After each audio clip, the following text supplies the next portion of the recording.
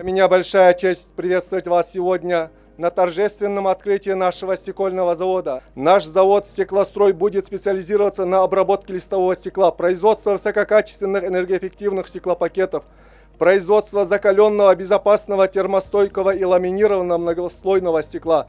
Мы инвестировали в самые современные технологии и оборудование, чтобы обеспечить высочайшее качество продукции, соответствующей ГОСТам и мировым стандартам.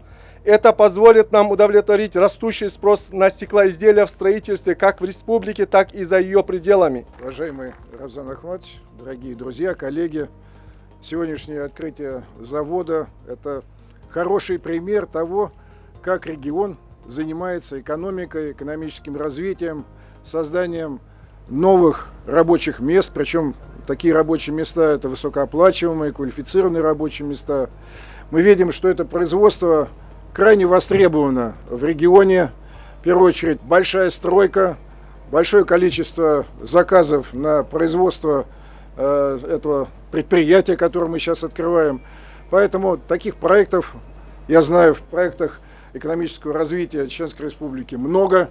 Даст Бог, чтобы эти проекты давали новый этап развития в экономике Чеченской Республики, этап развития в новых, еще раз говорю, высокоэффективных рабочих местах, а это значит и процветание людей Чеченской Республики.